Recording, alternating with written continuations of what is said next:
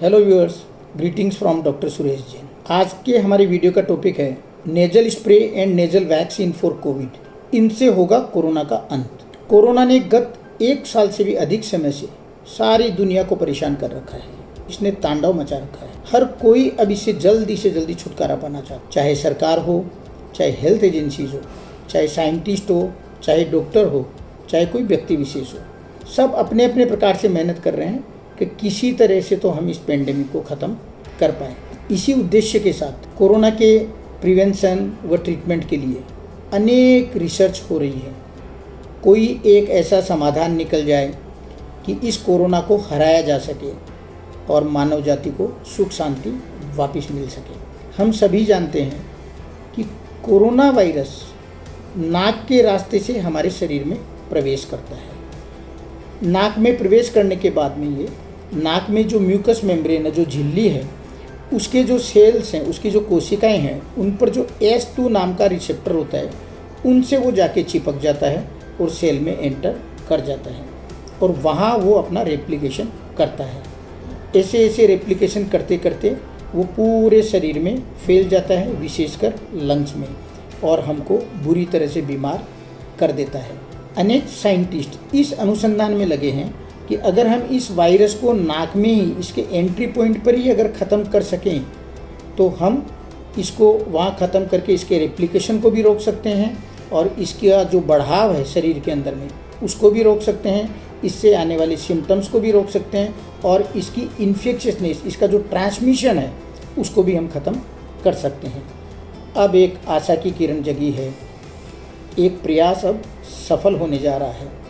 एक ऐसा nasal spray बना है जो वायरस से एक्सपोज होने के बाद, यानी पोस्ट एक्सपोजर, अगर नाक में डाला जाए तो यह वायरस को ख़त्म भी करेगा, वायरस के रेप्लिकेशन को भी बंद करेगा और उसके आगे बढ़ने को भी रोकेगा। और एक ऐसी वैक्सीन बन रही है जो वायरस से एक्सपोज होने के पहले, यानी प्री एक्सपोजर, अगर हम लेके रखें तो हमारे नाक में इम्यूनिटी मजबूत होगी, नाक में एंटीबॉडीज़ बनेगी और जब भी फ्यूचर में इस वायरस से एनकाउंटर होगा तो इसको उसी समय मार गिराया जाएगा और बीमारी को प्रिवेंट कर लिया जाएगा। ये दोनों अनुसंधान अपने आप में एक रिवोल्यूशनरी अप्रोच है। आशा है दोनों प्रोडक्ट पेंडेमिक को ख़त्म करने के लिए गेम चेंजर साबित होंगे। पहले हम नेजल स्प्रे के बारे में जानते हैं और समझते हैं। यह एक ऐसा नेजल स्प्रे है जिसमें नाइट्रिक ऑक्साइड एक्टिव इंग्रेडिएंट के हिसाब से है, जो नॉर्मली हमारे शरीर में नेचुरली भी बनता है और रहता है। यह नाइट्रिक ऑक्साइड एक एंटी इन्फेक्टिव है। वायरस के अगेंस्ट में, बैक्टीरिया के अगेंस्ट में, फंगस के अगेंस्ट में, पैरासाइट के अगेंस्ट में भी काम करता है। इसका मतलब ये सिर्फ कोरोना वायरस के विरुद्ध ही नहीं, बाकी अन्य इन्फेक्शनों के विरुद्ध भी सफल होगा। यह नाक में डालने के बाद में ये एक नाक में फिजिकल बैरियर बनाएगा जिससे नाक की इन्नेट इम्यूनिटी बढ़ेगी। उससे वायरस को मारा जा सकेगा, उसकी सेल में एंट्री बंद हो जाएगी, उसका रेप्लिकेशन बंद हो जाएगा, उसका आगे बढ़ना रुक जाएगा और उसका ट्रांसमिशन भी रुक जाएगा। यह एंटी इन्फ्लेमेटरी भी है और यह ब्लड सर्कुलेशन बढ़ाने का भी काम करता है। यह स्प्रे व्यक्ति स्वयं ले सकेगा, जिस प्रकार सेलाइन के नेजल स्प्रे लिए जाते हैं। सैनिटाइज की तरह ये पोस्ट एक्सपोजर व्यवहार के लिए है। एंटीवायरल के रूप में काम करेगा, इन्नेट इम्यूनिटी बढ़ाएगा, लेकिन इसका एक्शन बहुत शॉर्ट टर्म के लिए है। ये कोई एडेप्टिव इम्यूनिटी हमारी नहीं बढ़ाएगा, इसलिए इसको बार बार लेने की ज़रूरत पड़ेगी। इन्फेक्शन हो जाने के बाद में भी इसको कोरोना के रोगी द्वारा अगर यूज़ किया जाए तो उसमें उसका वायरल लोड बहुत कम हो जाता है। कनाडा व यूके के फेज 2 ट्रायल के नतीजे ये बताते हैं कि अगर यह स्प्रे कोरोना रोगी को दिया जाए तो पहले 24 आवर्स में 95% और 72 आवर्स में 99% वायरल लोड कम हो जाता है।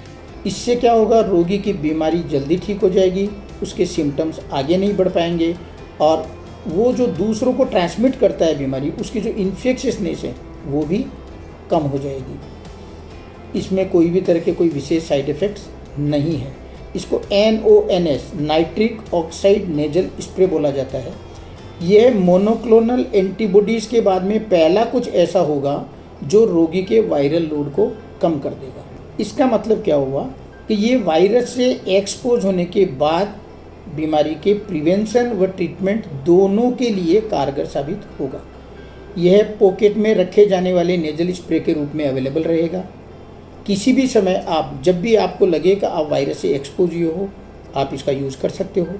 ये एक कनाडा की सैनिटाइज कंपनी बना रही है और उस कंपनी ने यूके में और कनाडा में दोनों में इसको इमरजेंसी यूज़ के लिए ऑथराइजेशन की एप्लीकेशन दी हुई है। आशा करते हैं जल्दी ही मिल जाएगी। इसका ऑलरेडी न्यूजीलैंड में और इजराइल में परमिशन मिल चुका है। यह जो कनाडा बेस्ड जो कंपनी है सैनिटाइज कंपनी, ये वर्तमान में इसका प्रोडक्शन इजराइल में हो रहा है और इंडिया की भी कई फार्मा कंपनीज के साथ में इसकी बातचीत चल रही है।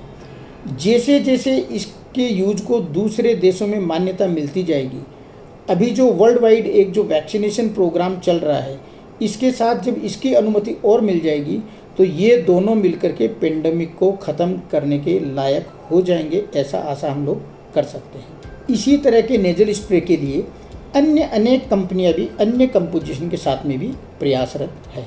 अब मैं आपको नेजल वैक्सीन के बारे में बताता हूँ। जैसा कि हम जानते हैं कि वैक्सीन साधारणतया इंजेक्शन के रूप में ली जाती है और बीमारी से एक्सपोज होने के पहले ही ले ली जाती है, जिससे फ्यूचर में हमको प्रोटेक्शन मिल जाए। लेकिन यह वैक्सीन इंजेक्शन से नहीं, नाक में बूंद के रूप में या स्प्रे के रूप में दी जाएगी और इसके अन्य जो वैक्सीन नॉर्मल में हम लोग जो ले रहे हैं उसकी तुलना में अनेक फ़ायदे भी ज़्यादा हैं। कोरोना के विरुद्ध जो नेजल वैक्सीन है, यह भी अनेक देशों में अनेक कंपनियों द्वारा बनाई जा रही है। उनमें से एक हमारे देश में हमारे देश की ही कंपनी भारत बायोटेक भी ये वैक्सीन बना रही है। Novel adeno virus vector BBV 154 नाम से ये वैक्सीन अभी बनाई जा रही है। इसकी फेज ट्रायल ऑलरेडी जनवरी में शुरू हो चुकी है और क्लिनिकल ट्रायल के लास्ट स्टेजेस चल रहे हैं। जब भी वो पूरे होंगे, कंपनी इसकी इमरजेंसी यूज़ की ऑथराइजेशन के लिए एप्लीकेशन देगी और आशा करते हैं कि वो उसको मिल जाएगी। जब ये वैक्सीन नाक में बूंद या स्प्रे के हिसाब से दी जाती है तो ये तुरंत अपना काम शुरू कर देती है।